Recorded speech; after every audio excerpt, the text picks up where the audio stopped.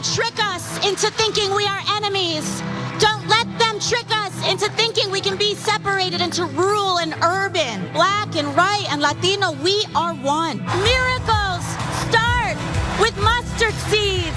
And that is what each and every one of you represent today. Small miracles of faith in ourselves, in each other, and in the refusal to give up. Well, that's a snippet of a video that Representative Alexandria Ocasio-Cortez released just last month, and it has been seen by many as a sign that she intends to run for president in 2028. Cenk, do you think that's the case? So look, we did a poll on the website TYT.com. Should she run for Chuck Schumer's seat or run for president? So what's she gonna do? I have no insider knowledge. What do I think she should do? I think she should primary Schumer. I agree with our viewers at TYT.com. Nice. So we'll talk about the upsides and downsides of both, but there's something she could do that would be super helpful in getting the movement further along. Now, according to a new poll that was released by Coefficient, AOC is the face of the Democratic Party. In fact, it's not even close. Take a look at this. So 26% of respondents said that AOC is in fact the face of the Democratic Party. She's tied with no one. Honestly, I fall in the no one category. I don't know if she's really the face of the Democratic Party. It's leaderless at the current moment. So I guess, I don't think there's a current leader. In terms of face of the Democratic Party, maybe, but she's, so in third place is other with 22% of the votes. After that comes a list of high profile Democrats, and we'll list them from most to least votes in this poll. So starting with Bernie Sanders, then Jasmine Crockett, Kamala Harris, Pete Buttigieg, who actually tied with Hakeem Jeffries, Cory Booker, and in last place, luckily, Gavin Newsom. So you gotta like that, Anna. Bernie's at 12% and Gavin's at 2%. Yummy in my tummy. Yeah. Mismanaged taxpayer revenue in the state of California so poorly, I mean, like so badly, that he's now cutting benefits in the state's Medicaid program. And on top of that, he wants Medicaid recipients in the state to pay $100 a month premium. He's a scumbag. Go ahead, Cenk. Okay, that was random. Yeah. All right, so no, look, the party clearly has no leader now, and that's not a bad thing. That's what primaries are for. So, and this is the time to prove yourself. So Bernie and AOC have, in a sense, gone out there and taken the lead. And I love that they took the initiative, and they proved that they're popular by having 20,000, 30,000, 36,000 people show up at these rallies. Now she's doing great in the polling, and that makes a lot of sense. Now, what she's gonna do with it is the next question, and what direction is she gonna go, both politically and policy-wise, right? So policy-wise, keeping it real, I think she did too much culture wars in the past. Agreed, yeah. But now she seemed to be signaling that she's not gonna do culture wars anymore. And because she's such a star, a lot of people on the left are saying, oh, that's okay. We love culture wars and we wanna do it, but if you're not doing it, we still are gonna cheerlead for you. Great, no problem, okay? Why are you under the impression that she's moving away from culture wars? I saw interviews where she did very long word salads that at the end meant, I'm not doing culture wars anymore, okay? And hosts who love culture wars were like, oh my God, you're so brilliant for saying that. That's amazing. Okay, all right. I mean, but I'll take it. I'll take it too, absolutely, yeah. I just want people to go in the right direction. So, and AOC, when she's focusing on economic populism, is a very good spokesperson for that. So that's terrific. So that's good news that she's headed in the right direction. Now, in terms of the politics, electoral politics, oh my God, unseating Schumer and becoming a senator from New York would be enormously helpful, because you need someone in the Senate to be able to keep introducing this legislation, and you need momentum in the Senate. So it's been Bernie by himself for so long, and then you had Elizabeth Warren, who half supported his policies, at least in the Senate, and kind of Merkley, like we stretch and stretch to find anyone else who might help. So having AOC there would be powerful. And then you get rid of Chuck Schumer. And by the way, if she runs, Schumer will retire.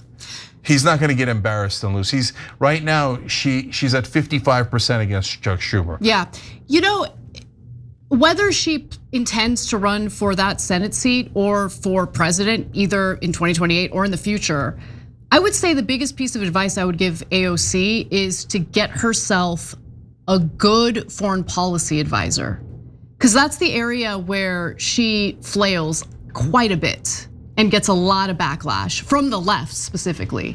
Yeah, I don't think that it's an advisor. I think what she's trying to do is, okay, our job's to be honest. So I think she's trying to walk the line. Don't walk the line. So, and I think that that's a mistake. That's why I think running for president is not a great idea. I don't think she's gonna win and then we lose a Senate seat for no reason and have a corporatist like Chuck Schumer in. She could be a perfectly great senator. There's nothing wrong with that. But if she tries to walk the line, what she's gonna do is what she did at the DNC.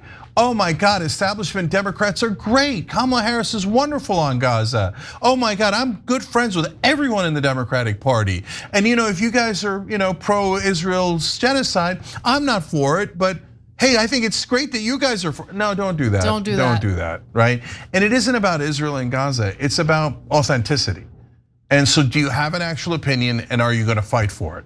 So that's always been my top concern. And so no advisor is going to help her through that. If she wanted the right advisors, she would have just kept the co-founders of the Justice Democrats, not me, Shoykot and Corbin Trent. Yep. Those are the guys who helped her win the race. Those are the guys who helped put Green New Deal on the map and help her with her career. But she's not going to go back to them because the establishment would be mad at her and she wants to walk the line. So believe it or not, James Carville, of all people, was asked about the poll that we just shared details about. And he's not really a fan of AOC, as we've previously shared with you, but even he admitted that if push came to shove, he'd support her. Take a look. I don't think the party is in near as bad shape as it's being portrayed to be. Look, we lost the election. I don't like the party. I don't blame the party reputation for being low, but I think that if AOC wants to run for president, she gets the nominee, and God bless you, you are the leader of the Democratic Party. Whoever gets that nomination is going to be it, and that's all I'm waiting on. Well, here we backed into some intra-party news. You heard it here first. James Carville, once a critic of the AOC podcast landscape, now says, if you win, you win, and you got his support. So now we at least. And look, conservatives are worried, believe it or not, okay? They're concerned about her charisma and her fundraising prowess and how she could be a serious contender in 2028. If you don't believe me, I'll show you the proof. But I would watch out for her. I mean, she's pulling in tens of thousands of people. And raising a lot of money. Yes, quarter one, 2 times any other quarter amount she'd raised at 9.6 million. And that, she was already a prolific fundraiser. She's out raising herself now. She raised the most money of any member in Congress in the last quarter. She's getting the biggest crowds. I have always said, do not underestimate. People write me, by the way, they think that I support AOC. I don't like AOC, but I can recognize raw talent. Yep. Raw political talent when I see it. AOC is a person who understands her base, who understands the leftist populist streak that runs through that party. Bernie and AOC, I think, have learned from the last 4 or 5 years in politics and are not leading with identity messaging in a way that I think AOC genuinely did struggle with. Ryan documents that in some of his book. Like, that really was a stumbling block for some left populists. But I think, and maybe the right is underestimating this, they have learned from that. Look, I really hope that is the case. Because honestly, at this point, it's not just about Republicans, it's about Democratic voters who are sick and tired of the identity politics. I find it repulsive at this point. I do, I'm repulsed by it, sorry. All it's done is divide this country in the worst possible ways. Fractured the Democratic base significantly, essentially taught people within the same party to hate each other. It's insane. So if they've learned those lessons, I really hope that's the case, and she'll have my backing entirely. Well, one upside of if she's the candidate is then the radical left that said, no, you have to be maximalist and you have to agree with the most extreme ideology 100%. Oh, they're gonna like lose it. No, they're not. What's gonna happen is, because they're ass kissers. So what's gonna happen is, when AOC says we're not doing identity politics anymore, they're like, oh, we never liked identity politics. You know what's with all this transport stuff? There's only 10 people in the NCAA's that are transgendered. Because as long as the leader is saying it, and AOC is saying it, we love it. We have to make note of the time and date of this prediction in case it comes true, because if it does come true, that would be hilarious. I'm telling you right now, I know those guys. Those guys are like, hey, if I think I can gain something, I'll attack someone. If I think I can gain someone, I'll kiss someone's ass. Totally, right? Totally. So, and they'll pretend, by the way, they'll pretend they were never for identity politics. It's gonna be awesome. Just think about the most vociferous Kamala Harris supporters in the last election cycle. I mean, it's amazing because they really care about what's happening in Gaza. Until Kamala Harris, who's part of the Biden administration, which oversaw the slaughter of tens of thousands of Palestinians in Gaza, is running for president. Yeah, so I'm gonna get back to AOC in a second, but I just want to be clear, I'm saying this every time now. When I say radical left, it's some from the far left and some from the former moderates, right? The rad libs. And so the rad libs and some in the far left agree on identity politics. So the rad libs will be like, oh yeah, Kamala's positions might be bad, but she's a black woman, okay? So you're not allowed to disagree with her. Shut your mouth, right? That kind of nonsense. They're the same group. Yeah, so whatever. But those guys, the minute that you've got someone in power in the Democratic Party, those are exactly the people that will rally and go, you know what? You're not allowed to do identity politics anymore because a Latina woman, a Latinx, no, we're not doing that anymore. A Latina has said that we're not doing it anymore, so you're not allowed to do it, okay? I guarantee it. So anyways, I don't think she's gonna be the candidate, so we're not gonna get to see that, although it would be beautiful, okay? But you can cross our fingers. It's got me rooting for AOC on that count. All right, now, back to AOC at its core. I agree with Carville. Whoever wins, wins, right? And Carville is the kind of guy who wants to win, right? And so I think he means it, that if AOC wins, then that's our Democratic candidate, and I want Democrats to win. I don't think that's a controversial comment, right? No, not at all. Yeah, and by the way, I'm not canceling AOC over her DNC speech. Right, so I hold it against her. I hold it, yeah. For sure. I didn't like it, right? And and it's a mark against her, but that doesn't define her whole career. If we don't want people canceling folks based on disagreements, so then we've got to do likewise, right? But also a line that the rad libs love: be better. Yeah, on that issue, obviously be better. But then she, in the beginning, she was one of the first to speak out for Palestinians. So it's a mixed bag, guys. Let's be fair to everyone, okay? And then the right wing, I think that they're half trolling, right? I think that they're thinking, oh yeah, no. I think half of them are mean it, and some of the ones that we showed, but half of them are like, oh yeah, pick AOC, we're gonna beat her. And I'm like, you better be careful what you wish for, especially if she's left identity politics and she just goes to economic populism. That's a winning strategy. She needs more runway. So I do think that if she ran for president in 2028, it would be a tough hill to climb because there's not enough runway to escape the identity politics identity that she took on over the last few years, Yeah. It's kind of like Kamala Harris. It's like you fed into a lot of that crap, especially in 2020 and beyond.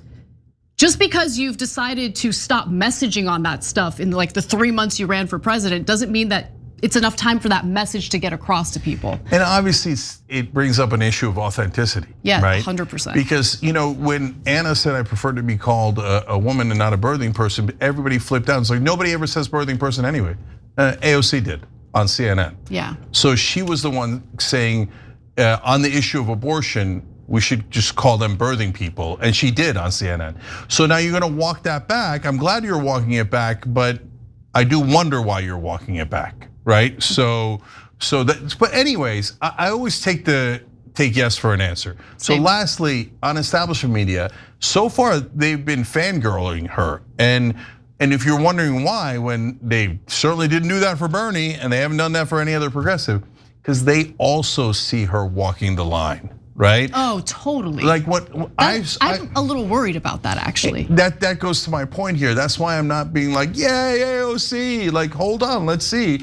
Because I remember when I was backing Obama in 2008, right, against Hillary Clinton in the primaries, I was shocked that mainstream media was totally open to it. Because normally they'd be like, Hillary's God, the Clintons are God, establishment is God. And they were totally open to Barack Obama. And I was like, huh, that's a curious ally, but I'll take it, right?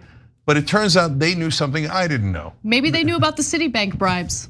Yeah, I don't know about that, but I do know that they had a sense that Barack Obama wasn't gonna bring you real change. Yeah. That he was gonna keep the status quo. So that's why they didn't mind him and they gave him a lot of positive coverage. And now when I see them giving positive coverage to AOC, I'm like, it doesn't mean that she's doing anything wrong, but I am worried about it. Right? Yeah. So jury's out. It's okay. Jury's out on everyone, right? Who knows who's gonna run in 2028? But for me, I would say just take the win. Take the New York Senate seat. Knock out Chuck Schumer. That's an indisputably good win for everyone on the left. Agreed. Absolutely. Every time you ring the bell below, an angel gets his wings. Totally not true. But it does keep you updated on our live shows.